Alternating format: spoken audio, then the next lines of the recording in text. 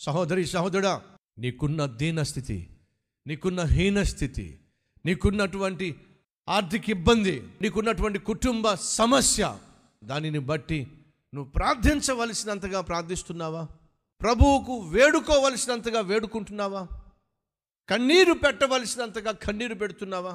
దేవుడు జవాబిచ్చేంత వరకు నువ్వు దేవుని పాదాలు పట్టుకుంటున్నావా? అలా ప్రార్థన చేస్తే ఖచ్చితంగా దేవుడు ఆలకిస్తాడు. మోషేను దేవుడు ఎప్పుడు దర్శించాడో తెలుసా? మోషేను చంపాలి అని చెప్పి పేకల దాకా కోపం పెట్టుకున్నటువంటి రాజు చచ్చిపోయిన తర్వాత. మోషేను దేవుడు ఎప్పుడు దర్శించాడో తెలుసా?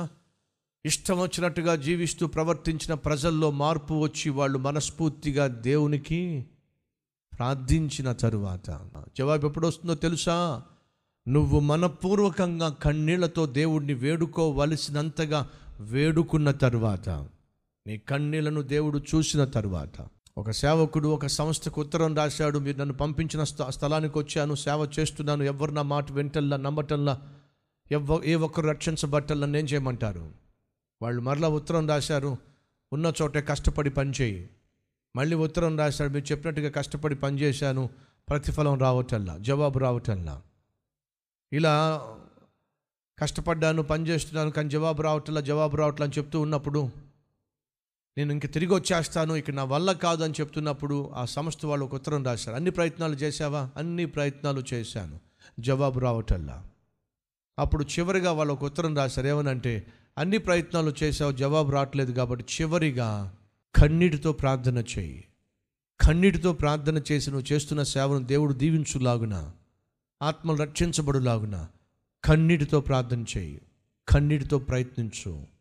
అప్పటి వరకు ప్రార్థించాడు, అప్పటి వరకు ప్రయత్నించాడు, అప్పటి వరకు తన పనులన్నీ చేశాడు, కానీ ఎప్పుడైతే కన్నీటితో ప్రయత్నం చేయడం మొదలు పెట్టాడో అక్కడి నుంచి ఉత్తరం రాలా. వాళ్ళు ఉత్తరం రాశారు మళ్ళీ, ఏమనంటే, ఏమిటి నీ దగ్గర నుంచి జవాబు రావటం లేదు, ఏమైంది? మీకు ఉత్తరం రాసే తీరిక నాకు లేకుండా ఉంది, అంత గొప్ప సేవ ఇక్కడ జరుగుతూ ఉంది. అతడు ఆ విధంగా కన్నీటితో ప్రార్థన చేసేంత వరకు అతనికి జవాబు దొరకలేదు. కారణం ఏమిటంటే, పై ప్రార్థనలు చేస్తున్నాడు, పై ప్రయత్నాలు చేస్తున్నాడు. ఈ ఇశ్రాయేలు ప్రజలకు జవాబు రాలేదు. కారణం ఏమిటంటే, అంత పై భక్తి, పై ప్రార్థనలు. ఆ పై ప్రార్థనల వల్ల, పై భక్తి వల్ల దేవుని యొక్క మనస్సును వాళ్ళు చేరుకోలేకపోయారు. కానీ ఎప్పుడైతే కన్నీరు కార్చారో, బైబిల్ సెలవిస్తుంది, చదువుదాం రండి. తమ వెట్టి పనులను బట్టి వారు పెట్టిన మొర దేవుని యొద్దకు చేరెను, కాగా దేవుడు వారి మూలుగులు విని, ఏమిటట?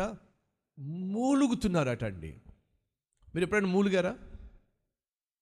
హలో, ఎప్పుడైనా మీరు మూలిగారా? ఎప్పుడు మూలుగుతారో తెలుసా? బాధ భరించలేనప్పుడు మూలుగు వస్తుంది.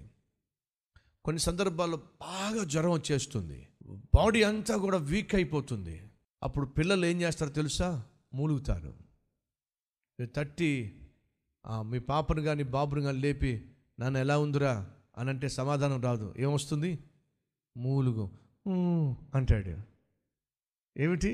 మూలుగు. ఎందుకంటే నోట్లోంచి మాట కూడా వచ్చే శక్తి లేదు. ఆ స్థాయికి చేరారండి.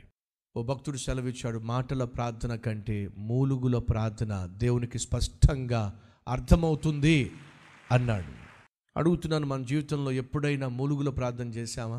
అలాగే పరిశుద్ధాత్మ దేవుడు కూడా మన పక్షమున విజ్ఞాపన చేస్తున్నాడు, మూలుగులతో ప్రార్థన చేస్తూ అంతగా మన కోసం ప్రార్థన చేస్తున్నాడు. అయితే నా ప్రశ్న, నువ్వు ఎప్పుడైనా మూలుగులతో ప్రార్థన చేసి, మాటల ప్రార్థన పని చేయకపోతే, కన్నీటి ప్రార్థన పని చేయకపోతే, మూలుగులతో ప్రార్థన చేయి, ఖచ్చితంగా పనిచేస్తుంది. మోషే ఈ 40 సంవత్సరాలు ఎక్కడ కూడా దేవుడు నిందించలేదండి. నేను చేసిన తప్పు వల్లే నాకు ఇది దాపురించింది, ఏం చేయగలం అని చెప్పి నిరుత్సాహ నిస్పృహలో ఉన్నప్పుడు దేవుడు కనికరించాడండి. ఈరోజు నా ప్రియ సహోదరి సహోదరుడు, దేవుడిని నిందించొద్దు, దేవునికి వ్యతిరేకంగా మాట్లాడొద్దు, దేవుడు ఏదో కావాలనే చేసినట్టుగా భావించొద్దు.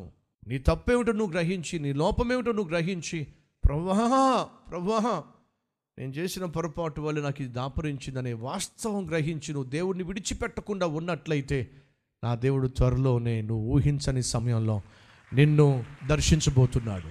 నీ జీవితాన్ని ఉన్న స్థితిలో నుండి ఉన్నత స్థితికి తీసుకుని వెళ్ళబోతున్నాడు. విశ్వసించిన వారు నాతో పాటు కలిసి ప్రార్థన చేస్తారా?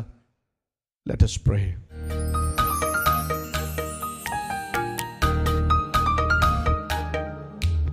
పరిశుద్ధుడు అయిన తండ్రి, సూటిగా స్పష్టంగా మాతో మాట్లాడాం. జవాబు రావటం లేదు అని చెప్పి అనేక సార్లు నిన్ను నిందిస్తూ వచ్చాం. క్షమించండి. లోపము నీలో లేదు నాయన. మేము ప్రార్థన చేయవలసినంతగా చేయలా.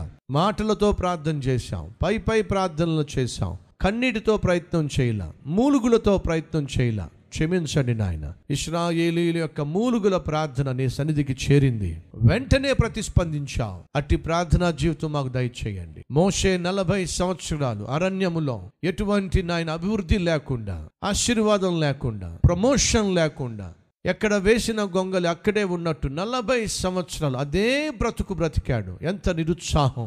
అటువంటి స్థితిలో మోషే నువ్వు దర్శించావు. మాలో ఎవరైతే నాయన ప్రభువా నాలో ఎటువంటి అభివృద్ధి లేదు, ఏ ఆశీర్వాదము లేదు, 10 సంవత్సరాలుగా 20 సంవత్సరాలుగా ఇదే బ్రతుకుతున్నాను నాయన, నన్ను కనికరించు అని ప్రార్థించే వారిని దర్శించు నాయన. ఉన్నతమైన నీ చిత్తములోనికి నడిపించుమని యేసు నామం పేరట వేడుకుంటున్నాం తండ్రి. ఆమేన్.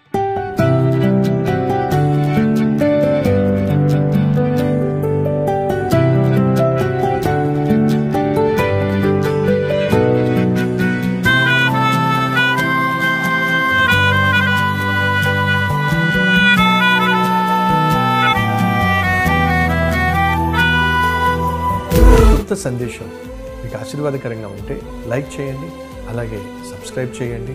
అంతేకాకుండా కామెంట్ పెట్టండి, 10 మందికి షేర్ చేయమని మనం చేస్తూ రేపు మళ్ళీ కలుసుకుందాం.